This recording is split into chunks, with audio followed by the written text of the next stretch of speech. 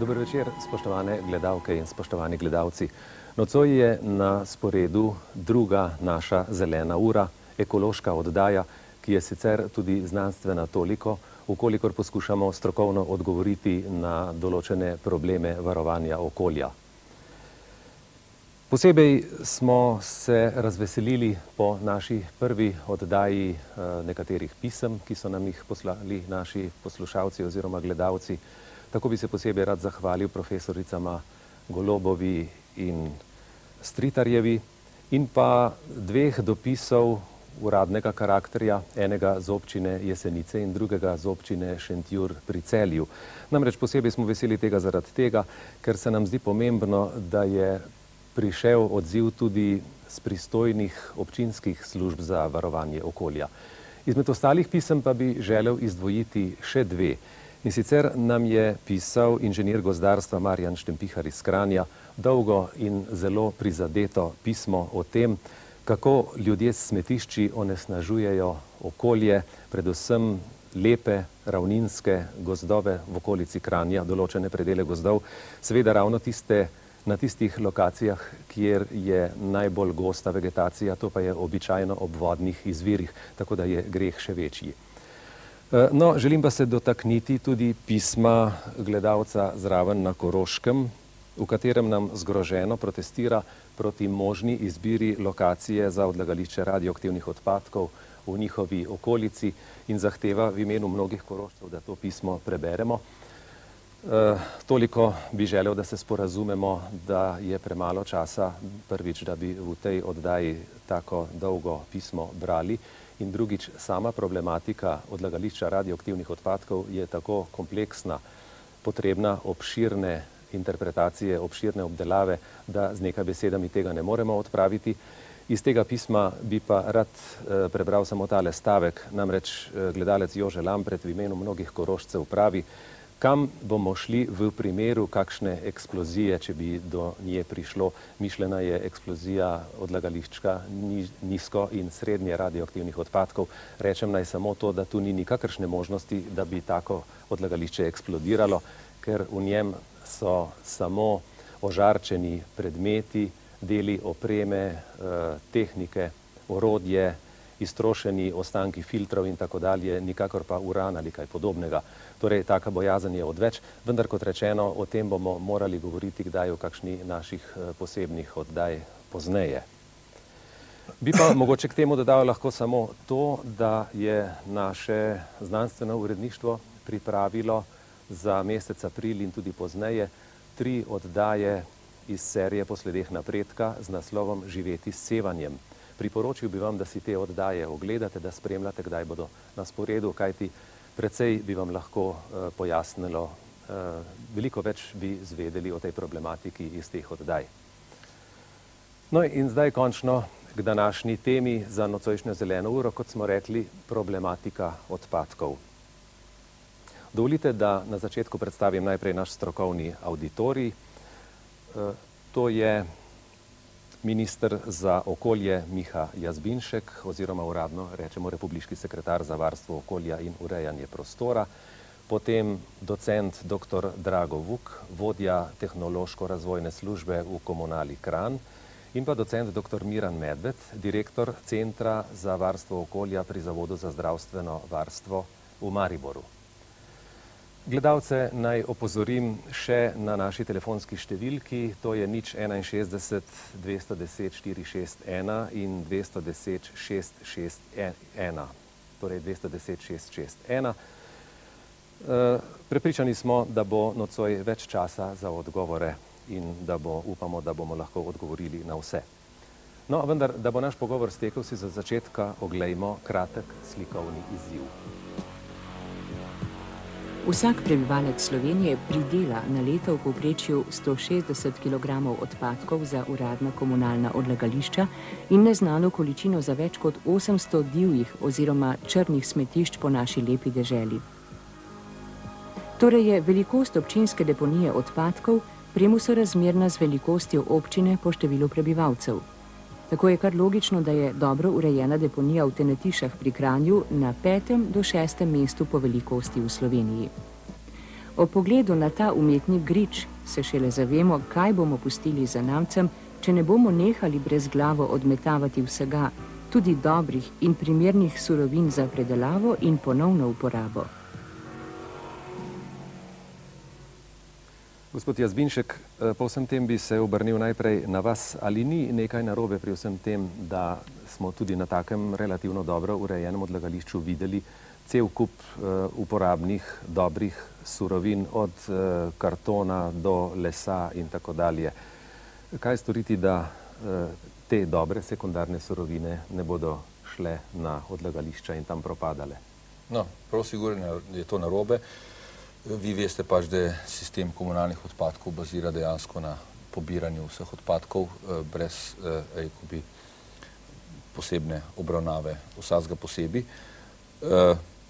Seveda, nekatere te surovine pri večjih producentih teh odpadkov se seveda grejo skozi druge sisteme v predelavo. Gospodinjstvom se pa seveda ne splača, nekako niso organiziran tudi. Enkrat imaš papir, drugič nimaš, enkrat imaš steklenice, drugič nimaš in tako naprej. Imaš neke posebne odpadke in tako da je to zdaj seveda stvar sistema in stvar novih prijemov. No, ampak ta sistem, te nove prijeme bi bilo pa le treba čim prej spraviti v življenje, ker, kot ste sami rekli, ni sistema. Zdaj, vaš sekretariat je pa pravzaprav tisti, ki ne bi zdaj ta sistem postavil, če ga do zdaj ni bilo. Ali kaj v tem pripravljate?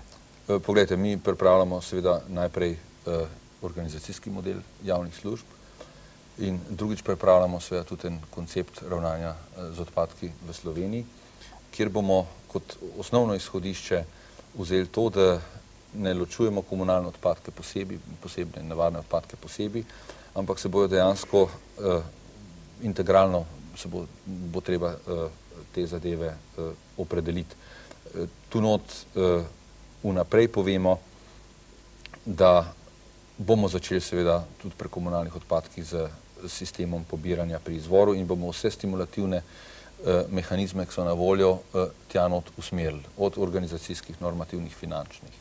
Moram povedati, da tudi finance bojo šle tja, kjer bojo najprej 3 stopnje pri ravnanju z odpadki prišle upoštev, to se pravi izogniti se odpadku, drugič izrabiti odpadke, tretjič obdelati odpadke, šele potlej pride na vrsto seveda 4. stopnja, ki pa je danes dominantna stopnja oziroma praktično edina stopnja, to je odlaganje odpadkov.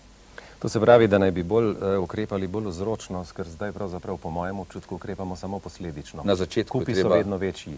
Čim prej na začetku, torej Slovenija sploh ne zdrži več, vi ste videli skozi Kranj, ampak to je situacija v vsaki občini, te količine, če bi še tako nenevarni odpadki bili, Slovenija s svojim poselitvenim vzorcem ne zdrži več. To se pravi, zdaj treba mehanizme narediti na to, da se začnejo te novi koncepti, ki pa se že začenjajo v Sloveniji, predvsem tam, kjer ni nič bilo vzpostavljeno, predvsem tam, kjer je prazen prostor. Po drugi strani pa ta znanja prihajajo tudi skozi tuji kapital, moram reči, ta znanja. Upozoriti pa moram, da če ste pred enim letom rekli selekcioniranim odpadkom na izvoru, to niste mogli prodreti, niti v misel niste mogli prodreti, recimo v tej komunalni sferi, ki je pravzaprav vladala to področje. Seveda, no, saj ravno zato smo povabili v studio tudi 2 eminentna strokovnjaka z tega področja, ker dejansko je tako, da ko se človek loti te problematike, spoznavanja te problematike, naleti na nekaj, namreč, da je zelo zakorenjeno mišljenje, da ravnanje z odpadki pa pravzaprav ne zahteva kakšne posebno visoke strokovnosti. Vendar tu imamo 2 doktorja, 2 docenta, oba strokovnjaka z tega področja. Pa bi najprej doktorja Vuka vprašal, ker smo se že ravno dotaknili te deponije v Kranju, ki, ponavljam, tudi na komiteju na sekretarijatu za varstvo okolja menijo, da je ena boljših v Sloveniji. Pa vendar ni popolnoma ustrezna. Kako gredo na vašem koncu prizadevanja, da bi se vklopili v te modernejše tokove ravnanja z odpadki? Najprej hvala za kompliment, če ravno to ni moja osebna zasluga, vendar mislim, da bodo gledalci, vsej tisti iz ožjega področja, zdajle malo zaprepaščeni, kajti vlada ideja in pa usmerjenost, da pač ta objekt kot takšen ni primeren in da kot takšen moti v prostoru. Jaz se vsemi temi ugotovitvami strinjam, zato bi ta kompliment izrabil tudi zato, da skušamo na tem sektorju čim več narediti v čim krajšem času. To pa pomeni približati se, jaz si ne delam nobene utopije, da bi recimo uspeli v 2-3 letih, v 5 mora biti se približati evropskim normativom, se pravi dobri zaščiti dna deponije, kakor toliko okolju prijaznemu tretiranju izcednih voda in pa zajemanju tehle produktov biološke razgradnje, se pravi deponijskega plina. To sta pravzaprav pri urejeni deponiji dva osnovna koncepta oziroma ta dva morata biti ukomponirana. Kaj pravzaprav konkretno zdajle v Kranju? V fazi je izdelava tehnične in investicijske dokumentacije za sanacijo tega obstoječega objekta in njegovo širitev. Ta bi naj bila končana nekje po terminskem planu novembra in to nam letošnjega leta, in to nam pravzaprav daje istočnico, da bi v naslednje leto že štartali s prvimi etapami gradnje. No, v te podrobnosti bomo šli še pozneje, ker se bomo še enkrat vrnili na to odlagališče v Kranju.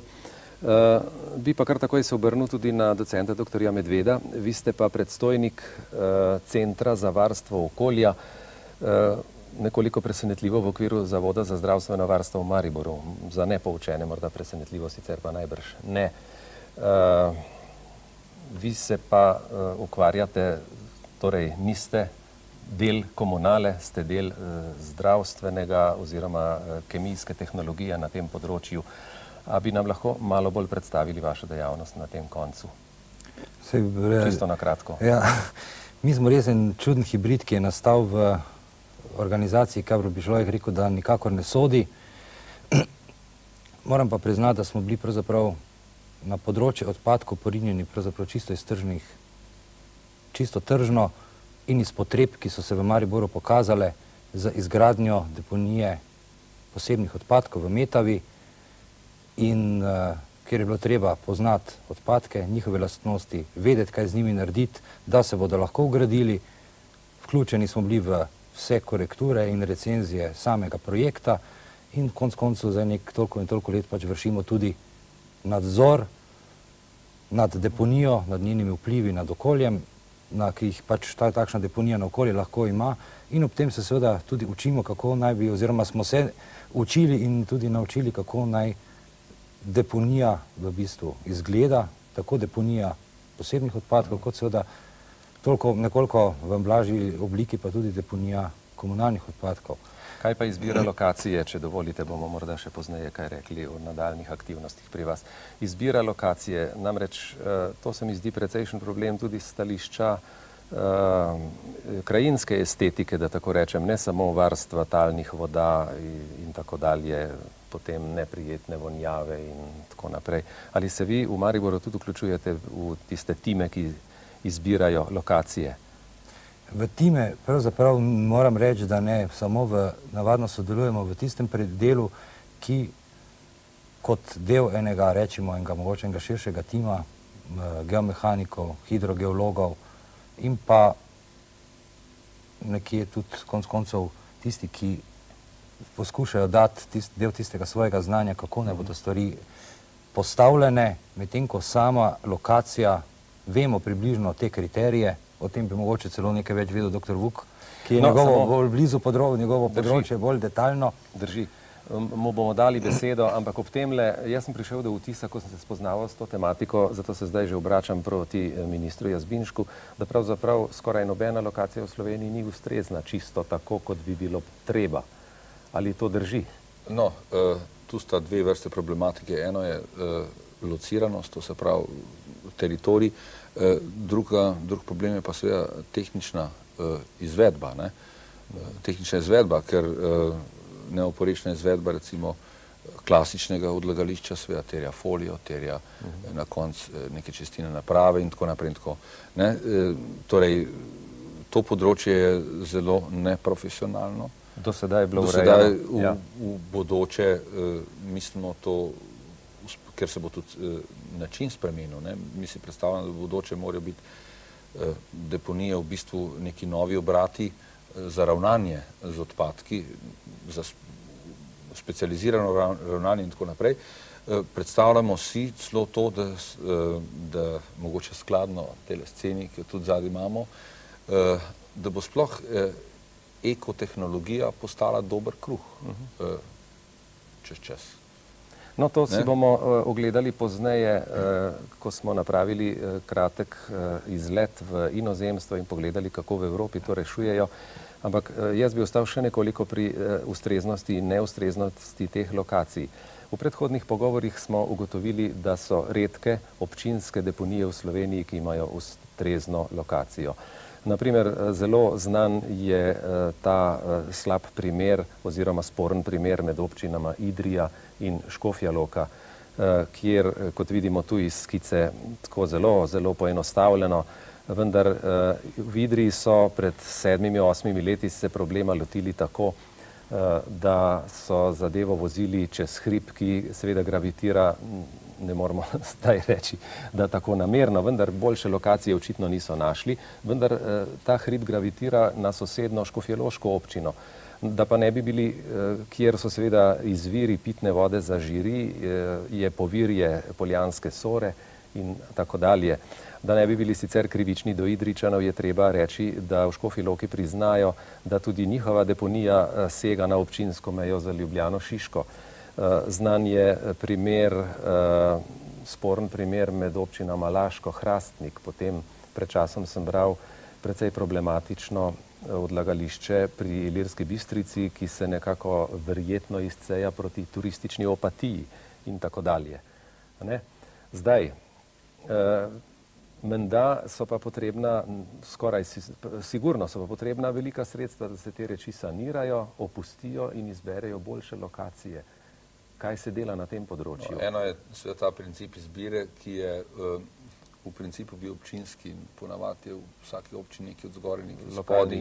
Ponavadi so zgori viri, od spodi se odlagajo smeti, ponavadi seveda nad viri, gor je še ena občina in ponavadi pod smetmi dol je spet druga občina in ta veriga je velja od Ilirske Bistrice do Timava ali pa če vzamete, ne vem, od Idrije preko recimo škofjeloškega odlagališča.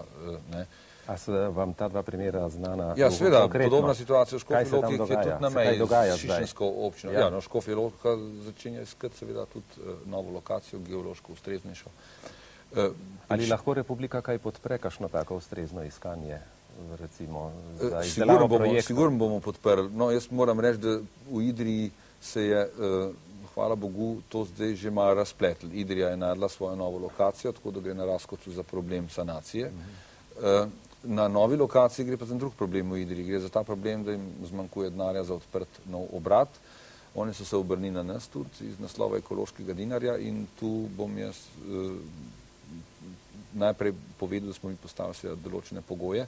Te pogoji so, da se vendarle integralno sistem ravnanja s smetmi obravnava v občini, tudi v sklopu kombinacije fekalna čistilna naprava z tem odlagališčem.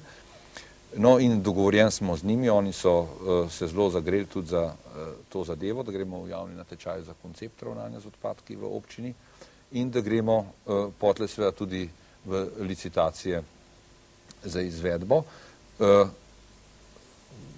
Usoda tega odlagališča bo verjetno nekih specializiranih obratov na lokaciji, ki so jo oni sicer najdli za klasično deponiranje odpadkov, da bi to klasično deponiranje mora biti čim manjše na tej lokaciji, mogoče v prvi fazi, v drugih fazah, ko bo pa sistem vzpostavljen, bi pa to novo odlagališče moralo služiti pravzaprav tej novi kvaliteti, za katero smo dogovorjeni v Idriji, da gremo skupaj v reševanje. Če naredim enostavno rezime, tudi druge občine, ne samo Idrija, verjetno lahko konkurirajo tudi pri ekološkem dinarju, če se bodo stvari seveda lotile pravilno, s pravimi projekti, pravim konceptom. Torej, za zasuvanje jam kar tako sigurno ne bomo voljni. Nisem siguren, če bomo zelo voljni za velike klasične deponije. bomo pa zelo voljni seveda za, rekel bi, tretmat, kot sem povedal, te 3 predhodne faze, začenši pri izvoru, selekcija pri izvoru odpadkov, ker to je edina garancija, da bomo mi z nekimi specialnimi znanji, z reionizacijo problema in tako naprej prišli do nekih rezultatov. No, tule je takoj za vas eno konkretno vprašanje gledalca Tomaža iz Mengša. Sprašuje, zakaj se odlaša s sprejetjem republiškega zakona o komunalijah, ker domžalska občina že dalj časa čaka na ta zakon. Kaj zdaj s tem zakonom? No, jaz imam malo sreče, zdaj ste tale vprašanje postavil. Jaz bi celo lahko uporabil to oddajo, očitno tudi odvisnosti tega vprašanja, za promocijo zakona o javni službi in javnih podjetjih, s posebnim ozirom na komunalne javne službe. Evo, ta zakon je v tem trenutku napisan in ta zakon gre zdaj v proceduro v izvršen svet, mogoče še nekaj medresorskega usklajevanja. Tu je postavljen nov organizacijski model komunalnih dejavnosti, ki zdaj nekako nehajo biti službe posebnega družbenega pomena, to se pravi nek monopol dan kar tako, ampak gre za nov koncept, to pomeni, da v okviru uprave je treba vzpostaviti direkcijo, ta direkcija mora biti sposobna zasnovati to javno komunalno službo, mora biti sposobna potlej javnim podjetjem, kjer ta bodo dati to komunalno službo v pristojnost, jo tudi kontrolirati, mora biti pa sposobna dati tudi na vseh tistih področjih komunalnih dejavnosti, kjer ni potrebno javno podjetje, dajati koncesije. In v bistvu bo to dajanje koncesij izvor prvič novih tehnologij, bo izvor tudi, rekel bi, boljše notranje ekonomike. Skratka, tu se bo moral srečati koncept in oddajanje posla, s tem seveda pa to pomeni, da bojo pa občine morale koncepcije obvladovati, ker bojo morale vedeti, kaj one dejansko v koncesijo dajo. Treba pa vedeti, da na tem področju seveda ne more biti kar neke tržne dejavnosti same po sebi, za odvažanje smeti recimo moraš imeti rejon, na katerem veš, da se ne bo nekdo s tabo kregel, moraš imeti neko dolgoročnost, zato da investiraš nekaj, recimo v kante, ali pa v sistem kant, ali pa v ene te reči. Po drugi strani pa treba paziti seveda, da ta rejonizacija, da ne bo pa oddajanje teh koncesij preveč tako, da bi neko veliko mesto oddalo te koncesije, recimo samo enemu izvajalcu. Za prvi trenutek se mi zdi, da bi to moralo biti na nekaj rajonih nekaj teh izvajalcev, enostavno zato, da se vidi da konkurenca začne tudi teritorijalno med sabo nekako delati. Ali po tem zakonu, če dovolite, ostane še vedno to, da ima vsaka občina svojo deponijo? Poglejte, mi ločujemo problematiko, rekel bi, na dejavnosti, ki imajo lokalni značaj, kar pa pomeni nekaj manj kot občina ali pa več kot občina. In na dejavnosti, ki so republiškega značaja. Tu se bo videlo, tudi pri tem našem načrtu ravnanja z odpadki v Sloveniji, bomo morali oceniti, kateri odpadki so dejansko tisti, ki so sploh katerih možnost, torej ravnanje, s katerimi je možno na lokalnem nivoju. Tu gre za vprašanje tudi pragov, recimo rentabilnosti in tako naprej. Pa če tudi se bo ravnalo z odpadki znotraj občine, ni rečen, da bo pa tisti, ki bo s tem ravnal oziroma dobil koncesijo, da bo on občinski. Nek dober izvajalec bo lahko koncesijo dobil v 4 občinah, 5 ali pa 150 občinah, recimo, če bo to neka propulzivna dejavnost. Pač pa bojo nekateri odpadki seveda taki, da jih pa ne mogoče na občinskem nivoju razrešiti ali pa na lokalnem nivoju, ker se ve, da je lahko celo Slovenija recimo premejhna, da bi bil prag rentabilnosti v neki dejavnosti dovolj velik. Kaj s tem recimo, ne vem, reciklaž odpadnih olj ali karkoli. No, da ne bi šli preveč v podrobnosti, ker je to prenaporno. Bi še nekaj vprašanj. Gospod France iz Maribora sprašuje gospoda ministra za okolje, zakaj ne pošlje inšpektorja v gramoznico v okolici Hoč, Slivnice in Rogozne. trdi, da se v gramoznici nahajajo strupeni odpadki, najbrž vsega tega ne morete vedeti. Ne, še mečken problemček je, da imamo mi samo vodna inšpekcija. Da do zdaj se ekološka inšpekcija še ni vzpostavljena, da se v bistvu skrb za ekologijo skozi zdravstvo do zdaj definirala in tu smo tudi dogovorjeni v okviru republike, da bomo nekako ločili tudi te dve inšpekcije. Tako da nisem direktno pristojen za sanitarne zadeve, ampak nič narobe glede vprašanja. Kot pojasnilo. Za doktorja Vuka bi bilo pa tole. Pečnik iz Šenčurja sprašuje, zakaj tudi iz drugih krajev zunaj Šenčurja, tudi iz Kranja, prinašajo oziroma dovažajo razne odpadke. To je verjetno mišljeno v Šenčura. Je tam kakšna deponija? Jaz mislim, da je vprašanje bolj nastavljeno na to javno mnenje, češ da tudi iz drugih občin izven Kranja dovažajo na kranjsko deponijo odpadke. Jaz bi na tole takole odgovoril. Morda je res kdaj v prejšnjih časih to bilo. Zdaj, ko imamo čuvajsko službo praktično 24 ur, tu pa tam pride do kakšnega izpada, pravzaprav tudi obrat, kot smo se prej pogovarjali, in tudi v obratih drugih proizvodnih ali pa uslužnih dejavnosti pride do kakšnih izpadov, da se je to mora biti tudi kdaj dogajalo. Tega ne izključujem. Vendar zadnje čase, kar smo zastavili nov koncept sanacije, pa skoraj da dvomim, da do takšnih propustov ali do takšnih izpadov pride. Mi strogo kontroliramo, da smo tudi povezani uprava z lokacijo, to smo zadnjič lahko si tudi pogledali, ko smo delali te posnetke, da imamo brežično zvezo in da neki napredki v tem smo. Jaz z njimi nisem sicer osebno zadovoljen, ampak ni še idealno. Ni še idealno, pa tudi nobeno stanje idealno ni, zato ker idealna stanja so vsa bolj ali manj nedosegljiva. Bi pa rad povedal to, da je pa vse te zadeve so pa izjemno tesno povezane s finančnimi obremenitvami in to potem občan občuti na žepu in potem imamo pa drugo reakcijo, češ s tem ne upravičujem tistih odvozov najmanj ali pa tistih občasnih dovozov, recimo, da so bili slučajni, kajti zdajle smo uredili tako, da pravzaprav razen naših vozil na samo deponijo ne more prideti tuje vozilo.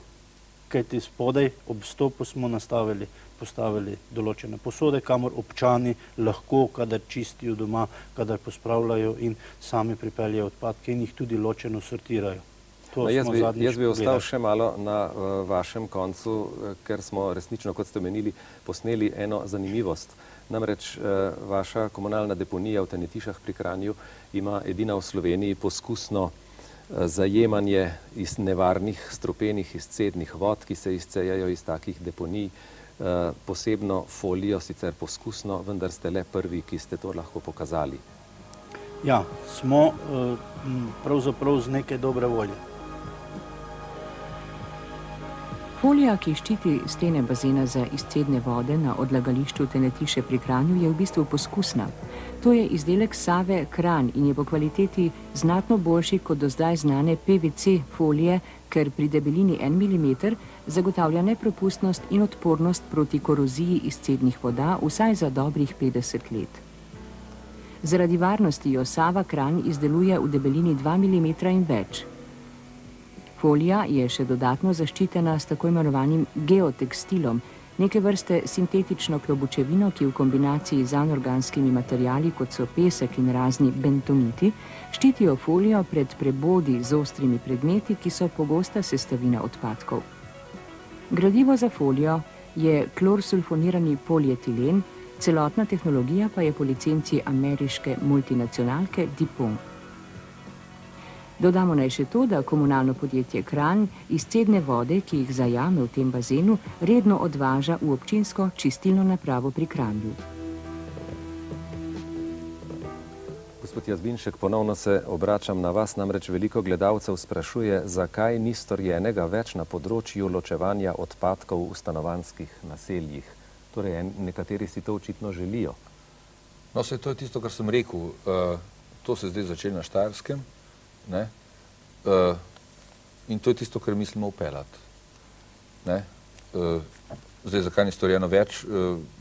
Smo na začetku. Smo na začetku. Jaz moram reči, da moja osebna izkušnja pred enim letom je bila taka, da sem bil kar kot nek fantast, ko sem se na ta način pogovarjal.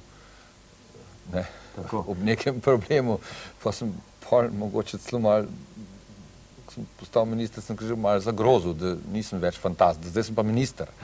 Da se bo to nekaj zgodilo. Da se bo nekaj zgodilo. Zdaj bom moral seveda kot minister ta organizacijski model postaviti, pri katerem se bo pa seveda vedel, kdo je zdaj pa odgovoren za ta koncept. Kdo je odgovoren za ta koncept. Ta koncept ne more biti v rokah nekih zatečenih podjetij, da bi si sama sebi koncept postavljala, ker se je skazalo, da dejansko podjetja, kot so zatečena, seveda ščitijo tisti sistem, ki ga najbolj obvladajo. In zato je tudi dejansko v prazen prostor, recimo Lenart, najlažji prišel pravzaprav. Ena najmanjših občin. Ja, ampak ker je bila nedolžna v tem smislu. Skratka, ni imela tega urejena in v ta prostor najlažji vstopiti. Druga taka je pa Murska Sobota. Tam je pa že bolj organiziran to. V Murski Soboti je vendarle že kombinacija. Ampak to je odvisno očitno tudi od kulture v posameznem okolju oziroma od osveščenosti komunalnega podjetja oziroma od osveščenosti komunalnih menedžerjev. Doktor Medved, kaj pa vi menite o tem? To je pravzaprav vaše gravitacijsko področje, tam gor Štajerska, severovzhodna Slovenija. Zakaj se je tam najprej začelo? En vzrok ste že v bistvu povedali, drugi vzrok je pa posel, kot običajno. Skratka, očitno se, ker gre za recimo konkretno v Lenartu zamešano podjetje, se pravi avstrijsko in pa naše, privatnik v tem, kjer v bistvu praktično zaposlen eden je lahko dovolj očitno poceni, surovina gre predvsem v izvoz, to se pravi, kar je koristnega. Od nas v Avstrijo. Od nas v Avstrijo in se tam lepo proda in predela. No, sej, mogoče bi samo toliko še mogoče dopolnil gospoda Jazbinška, pa tudi mogoče delno odgovoril na vprašanje, ki ste ga prej postavili. Dobro, ideja je bila, ideje poznamo že v bistvu dalj časa, predvsem z sodelovanjem, ki jih imamo z Avstrijci, vendar to tudi te psihološke blokade jih tudi razumemo, se pa moramo ob tem zavedati, da nam nič dosti ne bo pomagalo, če bomo samo kot sistem nastavili to takšno ločeno zbiranje, ampak moramo ob tem zgraditi ustrezne predelovalne kapacitete, kolikor jih nimamo, seveda v okviru zakonodaje, ki jo je, o kateri je prej gospod Jazbinšek govoril, in pa kar bo najhujše in najbolj, po mojem, potrebno je pa v bistvu izobraževanje ljudi, vzgoja od praktično otroškega vrtca naprej. Tu se računa precej na sredstvo javnega obveščanja. Jaz osebno pa provokativno pravim tudi, naj bi bila to naloga zelenih kot stranke, ne samo tako, čeprav vem, da me zadnjič niso preveč prijazno pogledali, pa bom danes to na glas povedal. Skratka, stroko plasirati do posameznika, do posamezne gospodinje.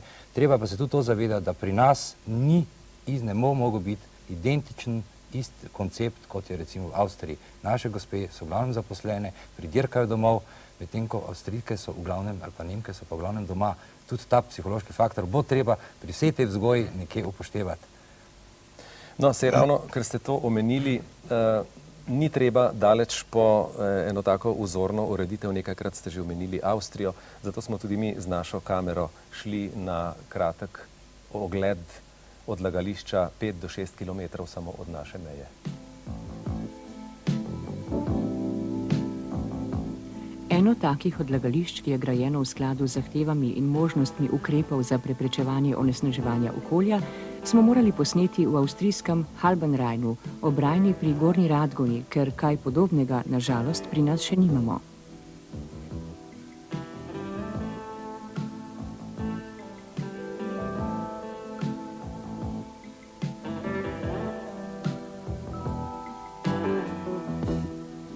Osnovni ukrep za preprečevanje onesnaževanja podtalnih vod je tesnenje dna, bokov in površine odlagališča.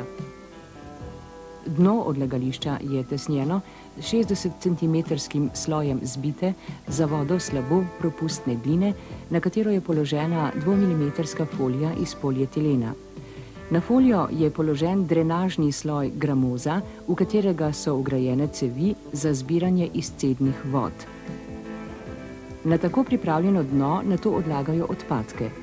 S tem ukrepom je preprečeno vdiranje morebitnih podtalnih vod v deponijo in, kar je najpomembnejše, preprečeno je iztekanje izcednih vod v podtalje.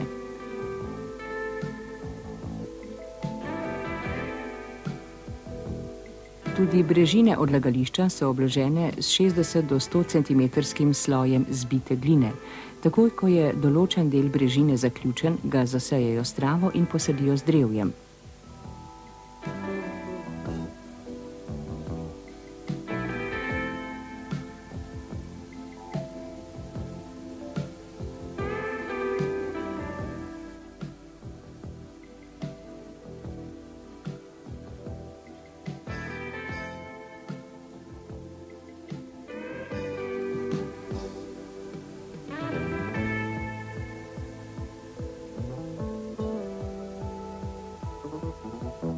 Ko doseže sloj odloženih odpadkov končno s projektom predvideno višino, uredijo tudi vrhnjo površino odlagališča, podobno kot brežine, in jo rekultivirajo.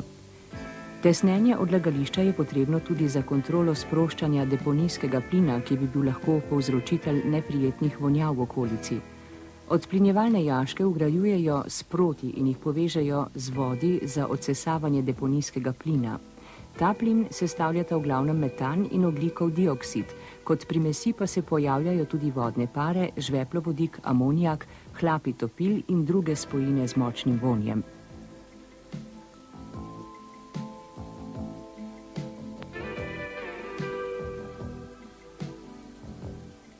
Zbirni vodi za plin so priključeni na centralni odsesovalni ventilator, ki iz deponije odsesa toliko plina, kot se ga tvori zaradi mikrobiološke razgradnje odpadkov.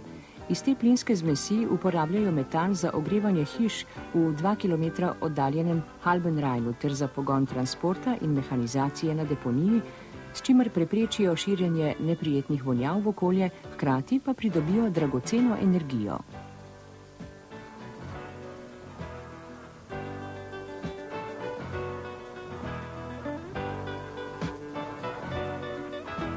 Presežek plina izgoreva na bakli. Izcedne vode zbirajo v 2 bazenih, zgrajenih tako, da močno onesnažene vode ne pronicajo v podtalje. Izcedne vode odvažajo v bližnjo čistilno napravo, ker je izgradnja lastne še v pripravi.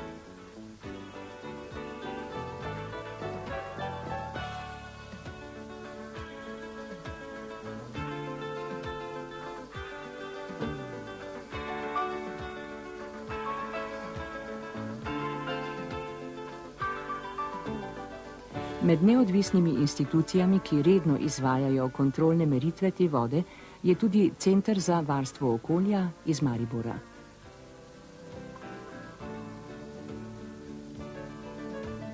Meteorne vode, ki padajo na rekultivirane površine odlagališča, prestrezajo in odvajajo v kontrolni bazen. Ta je seveda ob mrzlem vremenu zaledenel.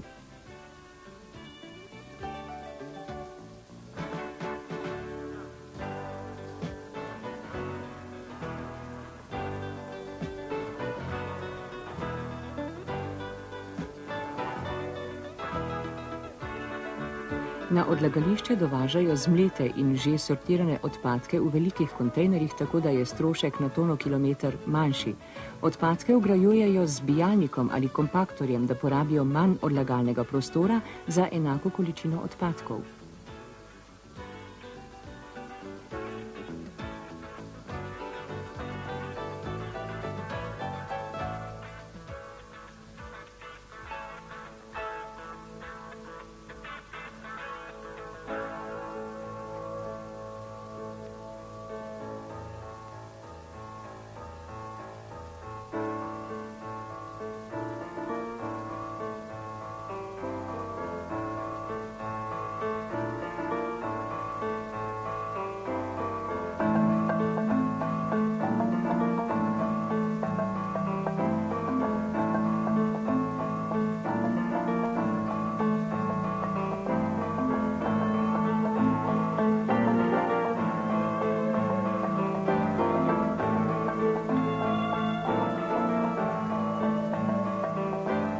Morebitni vpliv deponije na podtalnico nadzorujejo neodvisne ustanove z analizami vod iz 7 piezometrov, ki segajo prav do podtalnice.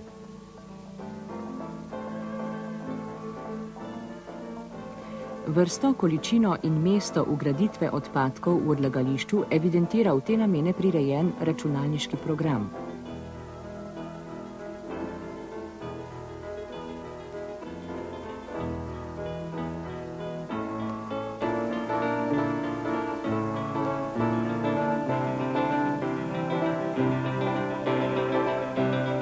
Odlagališče komunalnih odpadkov v Halbenreinu, ob Rajni v Avstriji, je kar vzorčni primer, kako je možno neizbežno zlo civilizacije urediti tako, da so vplivi na okolje čim manjši, pri tem pa je dejavnost do neke mere celo rentabilna.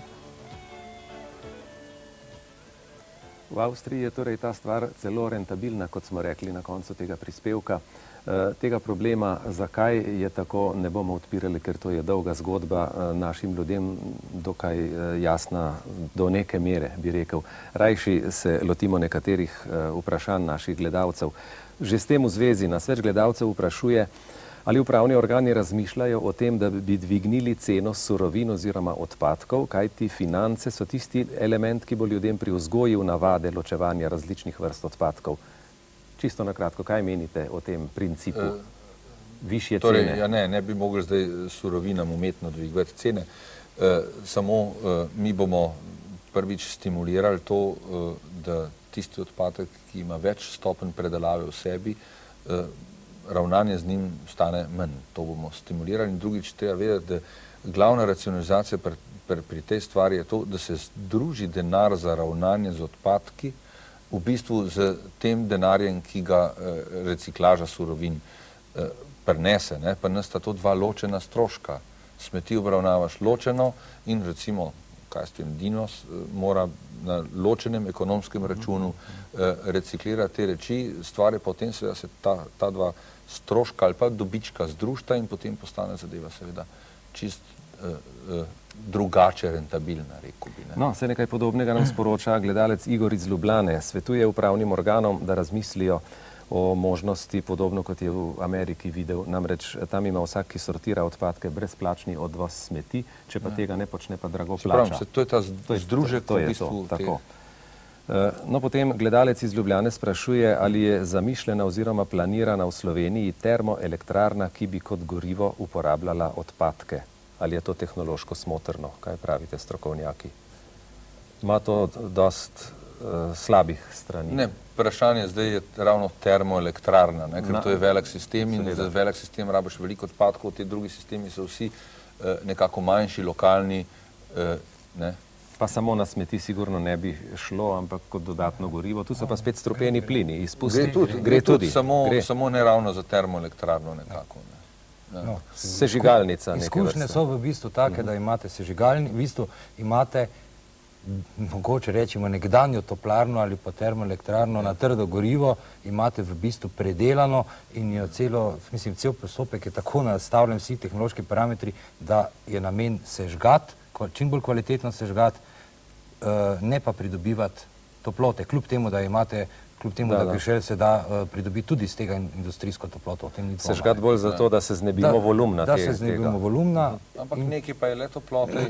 Ki se pa logično izkoristi. Tako, ki se izkoristi, ki ne gre v zrak. Pri biomasi je pa že dosti bolj zanimiv mogoče, kot pri trdih odpadkov. Pri tem termičnem obdelovanju odpadkov jaz iz slovenskega prostora, kolikor ga poznam, ne bi upal sklepati, da spravimo toliko gorljivih odpadkov na en kup, da bi lahko poganjali termoelektrarno. Je pa nekaj možnosti in te možnosti smo že preverjali, nekaj v Kranju, nekaj so jih v Splitu preverjali, tako da nekaj je na temu z Mannesmannom, Weba, Umwelttechnik. Gorljivi del v predkalcinatorju v cementarski industriji, ker se pravzaprav kisli produkti se vgradijo v klinker, pepel pa itak gre s klinkerjem ven. Vendar to so omejene možnosti. No, nek gledalec sprašuje, zakaj v trgovinah, kjer prodajajo baterije, odsluženih baterij ne obdržijo, temveč jih vrnejo kupcu, ki odslužene baterije vrže potem v kontejner Ta gledalec se očitno zaveda, da so te odslužene baterije precej hud strupen onesnaževalec okolja. To je kontaminator tudi gospodinjskih smeti in pri uvajanju tega sistema ločenega pobiranja, predvsem tudi zato, da bi biomasa bila koristno uporabljiva, bomo morali tudi te sisteme, rekel bi, nova baterija za staro in to so normativni mehanizmi, ki jih bomo tudi peljali, celo zainteresirani so nekateri. Misliti bo treba tudi na take malenkosti. Gledalka Marija iz Šmartnega ob Paki sprašuje gospoda ministra, ali obstajajo normativi za to, kako daleč mora biti oziroma je lahko deponija odstranjenega naselja? Ja, mislim, da niso zelo razdeljeni, mogoče bo gospod Medved mogoče malo več povedal. To so nemški vzori, da so DIN norme in tako naprej. Pri nas nismo teh normativov v lokacijskem smislu. Pa jih ne predvidevamo v novih predpisih? Ti normativi bojo šli Zakon o varstvu okolja. No, bomo toliko počakali.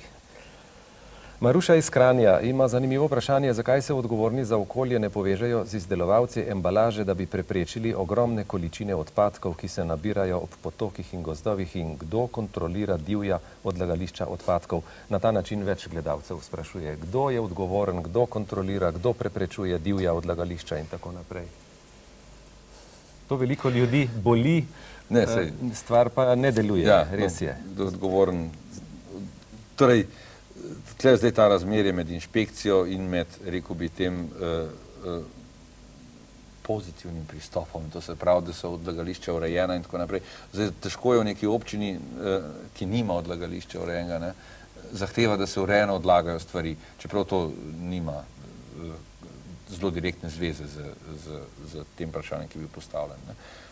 Še en podvprašanje bil, in to je predvsem ta podvprašanje, zdaj seveda z razvojem potrošniške družbe, z razvojem produkcijskih sistemov grejo seveda odpadki navzgor. In izogibati se tem odpadkom seveda pomeni spet stimuliranje. Najboljša embalaža je tista, ki je ni, bom za hec parafraziral neki izrek, manj je več recimo in tako naprej. To je nekaj, kar sicer bi lahko rekli, da bi morali priti v zavest, sam bo morali priti tudi enostavno v finančne stimulacije. Ja, seveda. Franci Jalen iz Tenetiša, torej pri blizu kranjskega odlagališča, sprašuje gospoda Vuka in tudi gospoda Jazbinška, ali je res, da je predvideno novo odlagališče posebnih odpadkov v predelu sedanje deponije, namreč prebivalci Tenetiš so proti taki odločitvi. Ja, načelni odgovor je, da ureditveni načrt, ki je sprejet in velja za občino Kranj, zajema poleg širitve in sanacije obstoječe deponije tudi deponijo znotraj tega kompleksa za posebne odpadke, ampak poudarjam druge in tretje kategorije. Se pravi, to, kar danes mešamo in še ne vse to, kar danes primešamo iz industrije na to obstoječo, ki jo pa moramo sanirati. Tako da ta zadeva je dejstvo zdaj. Ali bomo šli v spremembo odloka o ureditvenem načrtu ali ne, to je pa drugo vprašanje. Vendar bi pa rad poudaril, da so številke že samo iz proračuna izvršnega sveta, ki je zdaj v kroženju in smo imeli prej pri dnevniku priliko videti že prve reakcije na njega, veliki in lahko kar mirno rečemo, da ta zadeva košta reda velikosti $5 milijonov, da si bomo to lahko predstavljali. In od tod bi jaz povezal nazaj na tisto vprašanje o lokacijah, kdaj se bomo streznili, da ne bo vsaka krajevna skupnost imela svoje neurejene lokacije.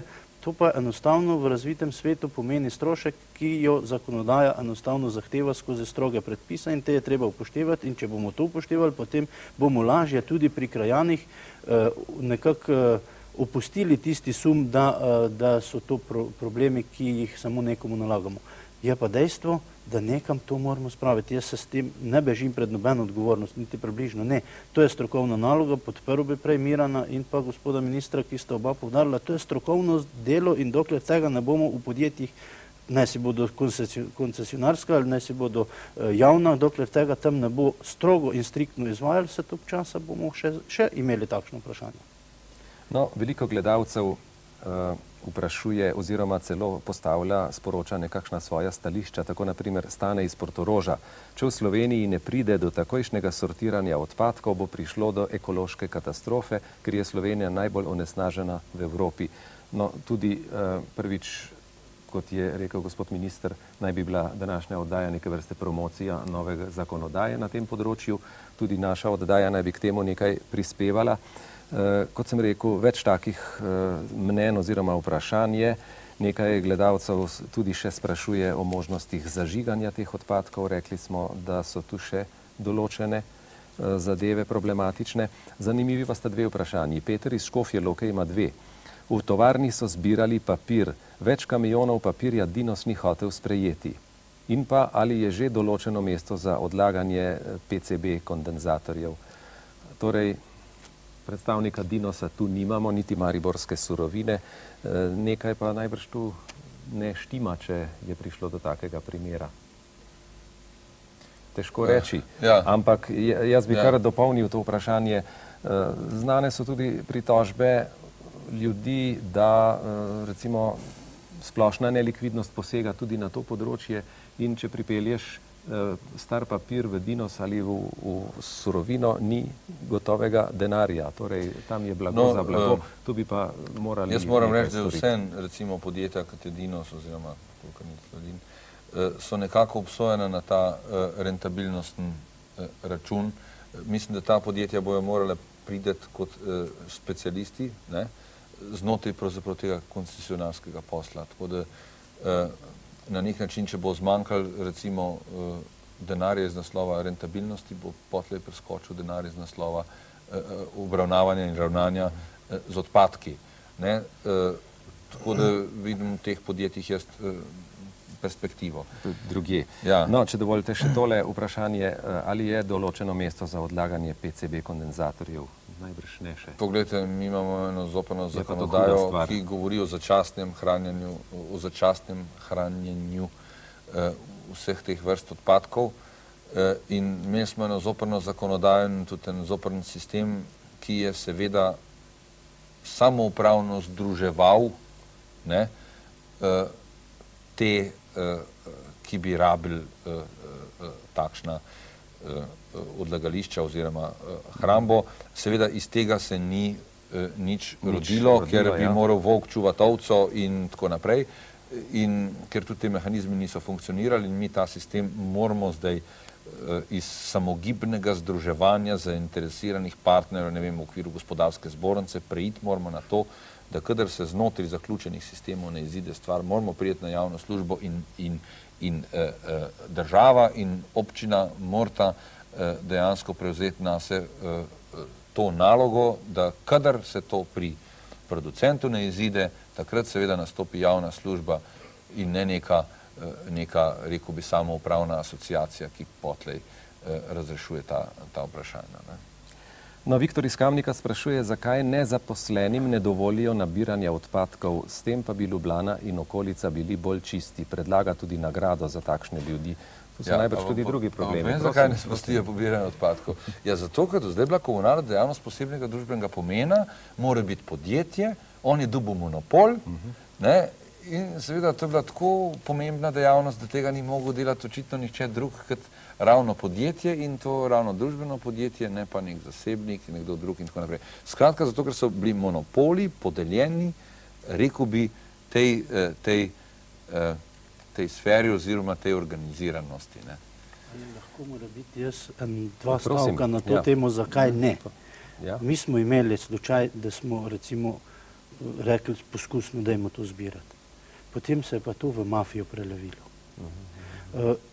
Vsod krajani gledajo deponijo že itak nekako z levim zaškiljenim očesom. Ko je ugotovil, da ta material, ki ga je zbral, ni vreden toliko, kar je prvo računal, potem ga je pa v gozdu odložil in tako smo imeli razvlečene zadeve daleč naokoli. Ne rečem pa, da če bi se to organiziralo in pa seveda ločeno zbiralo na izvoru, takrat imamo večje šanse, da kaj uspemo. Dva pogoja sta vendarle. Eno je to seveda, da je ta posel določen s koncesijo in drug pogoj seveda, da je koncesionar usposobljen to početi To pomeni, mi predvidevamo seveda, da bo to s časoma postala recimo tehnološko zahtevna dejavnost. To pomeni, predvidevamo tudi neke pogoje za registracijo takšne dejavnosti oziroma pogoje za upravljanje te dejavnosti in tu predvidevamo seveda tudi zbornico izvajalcev javne službe, ki bi skrbela za izobraževanje, skrbela tudi seveda za to, da bi prišli do strokovnih izpitov na tem področju. Še tole vprašanje za vas. Več gledalcev sprašuje gospoda Jazbinška, zakaj se od zneska za prodani odpadni material odšteje 25%. Jaz sem celo bral v Mariborskem večeru 33 tega davka menda na dohodek od tega. Govorite o papirju, ki gre sem trčen. Očitno je tako mišljeno. Očitno je danes ta dejavnost trgovina, oziroma... Ni pa to stimulativno. Ja, sej bomo spremenili ta sistem. Jaz mislim, da bi bilo bolj stimulativno. Edino, seveda, moramo tako zelo hitro najprej treba napisati zakon, pa ga treba še sprejeti. Torej, potrpeti. Jože iz Kidričevega sprašuje doktorja Medveda, kako je s podtalnico na Dravskem polju in če se bo zaprla deponija Glinice. Vam je kaj znano to? Okrog te Glinice v Kidričevem je nekaj vedno slišati. Ja, glede podtalnice Dravskega polja je stanje približno takšno, kot je bilo vsa leta.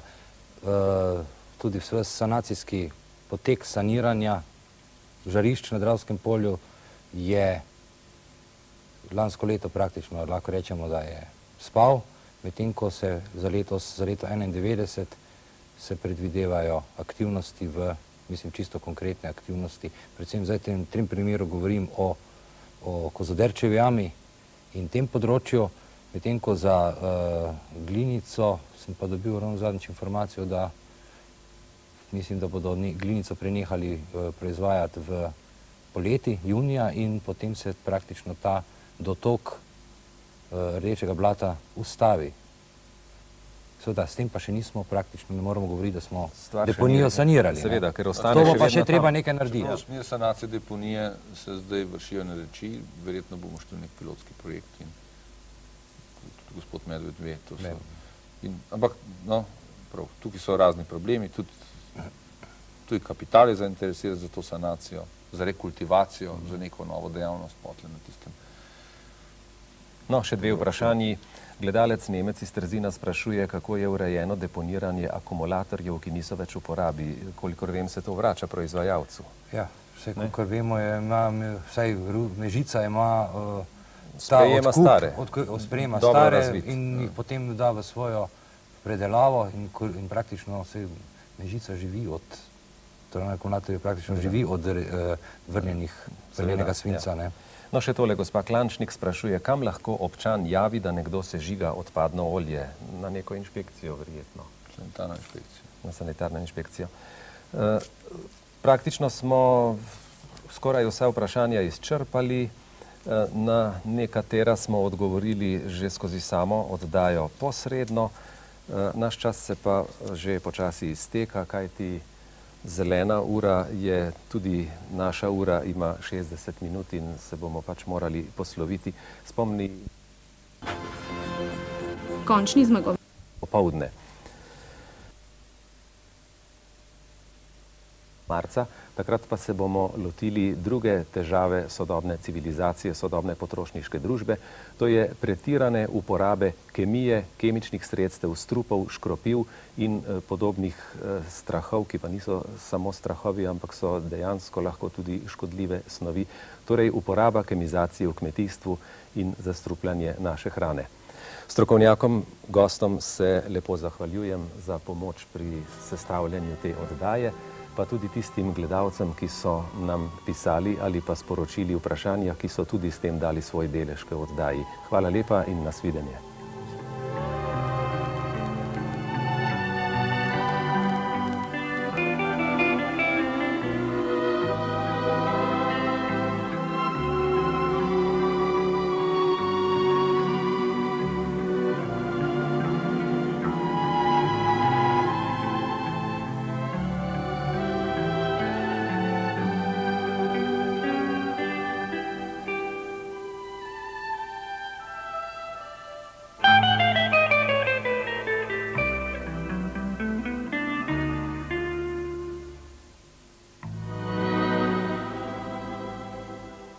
Hvala.